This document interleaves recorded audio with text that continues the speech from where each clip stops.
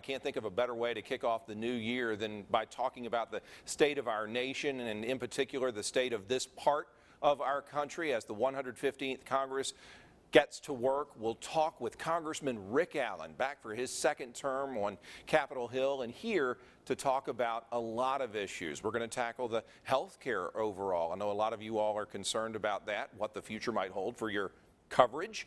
Congressman Allen will tell us what he knows so far about that. Also, cyber technology, nonstop in the headlines, both nationally and certainly here at home. We're going to cover that, as I mentioned, as well as many other topics. Congressman Rick Allen is no stranger to the Means Report. Thank you for taking time to be with us. I'm delighted to be here, and it's a great privilege to serve the citizens of the 12th District of Georgia for a second term in the United States Congress. It's hard to believe that one term has already passed, and here we are in the 115th Congress. I can't believe it either. You know, I have to ask you about something that will happen between the time that we tape the Means Report and the time that you watch this broadcast on either Sunday or Monday, and that's the inauguration of our next president. Tell me about your thoughts on Donald Trump's victory. Have you had a chance to meet with the president-elect, even if it's by telephone? Yes, I have met with him. He came to our conference, and he and I had a nice discussion. And, you know, November 8th, I think people made a big statement about where the economy is, about job growth, about wage growth, about the national security, and of course health care, and the cost, the rising health care costs, and the fact that Obamacare, if nothing is done, it's going to die on its own. Now, what is going to happen to it? What immediate, if any, changes will people who have that coverage feel or see? Well, it's all being driven not only by Paul Ryan, our Speaker, Mitch McConnell, and of course President-elect Trump.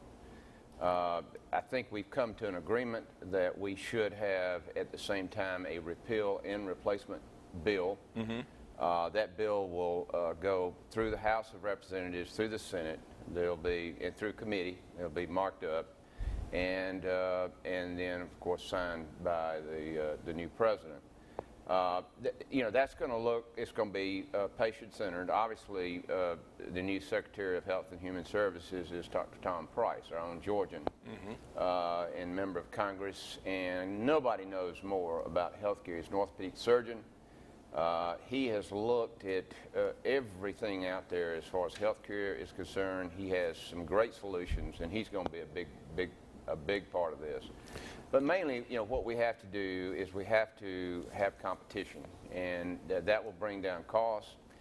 We have to incentivize more people to participate. That might be some tax credits, you know, the medical savings accounts where you know, that money stays with you, and if you don't use it, obviously there'll be insurance for care beyond what your medical savings account would provide, but what the medical savings account would do is you would have that money available for preventive care and minor surgeries, things like that, and then certainly if it got more complicated, you know, insurance would cover it. Do you think that these are things that will happen in the first year of a Trump presidency? Is that too soon? Well, the president conducted a news conference last Wednesday, and we voted on the mechanism, the budget for 2017 to make this happen, and it's a framework. And the president said in his the president-elect said in his news conference that he would hope that within 2 weeks of confirmation of Dr. Price, that the American people would be able to see a replacement health care bill. Are you going to go to the inauguration? Tell me about your plans for that day. Yes, we're going to be there. All of our children, older children, are going to be there because we have 7 grandchildren who are under the age of 4. Beautiful grandchildren. Yeah, and so it won't be possible for them, but all the other grandchildren and our children are going to be there. And we're looking forward to it. I was elected in a midterm, so I was not able to experience any of this. I've never been to an inauguration, never been invited to one. And so now we're going to participate, and we're going to be right up there. And of course, the big thing too is, and the people of the 12th District need to know this, my wife Robin, is the new president of the Congressional Republican Spouses. Oh, congratulations. Which means that she's the most influential spouse in the United States Congress, because we currently have the majority. And the cabinet members, their spouses, get to participate, and so will the First Lady and Ivanka. She might have a better seat than you. You know, she might get me a better seat. Because she certainly has more influence than I have. So, folks, just let you know, my wife has a lot more influence than I do in Washington, D.C., but that's a good thing. Yeah, that is a good thing, and we congratulate her for sure. Right. Let's look at that election. Do you think Russia influenced it?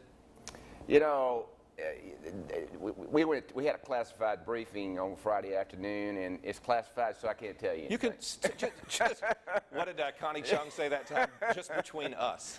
But I think it's pretty much public knowledge that, I mean, hey, why are we putting the Cyber Command at Fort Gordon to stop hacking? Russia has been hacking us. The Chinese have been hacking us. If you talk to financial institutions, it costs them millions of dollars.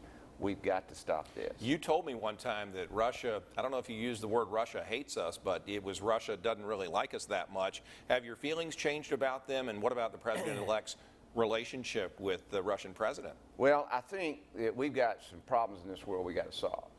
And I think Russia and China are going to be a part of that. Whether it be trade, whether it be, I mean, we've been in a war for 15 years, Brad, and we've got to figure out a way to stop this.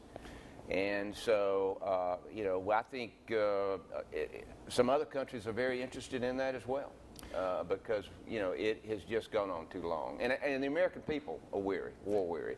Our troops are war weary. And so I believe, you know, like our speaker says, don't ever underestimate President-elect Trump. I think he's got an idea on how to solve this. And so we'll see exactly what he lays out. He will lay that out, obviously, to us, and we'll have to see. But obviously, Russia has their interest, and our interests are not the same. I mean, they're you know, they're very different.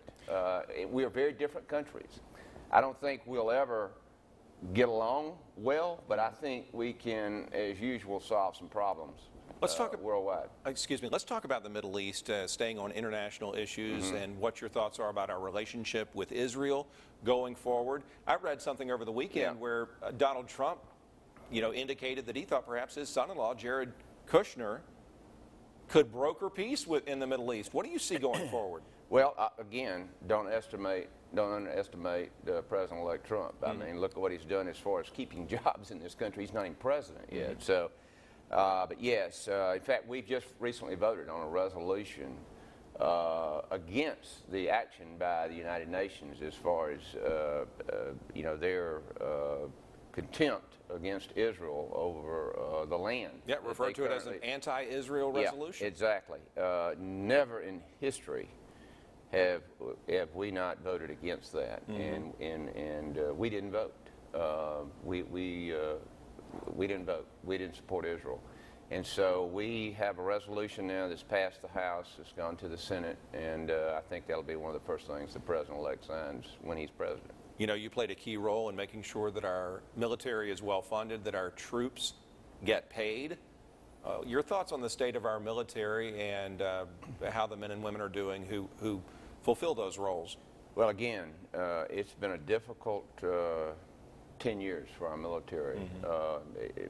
Really, in 2012, with the budget cuts, the sequester caps,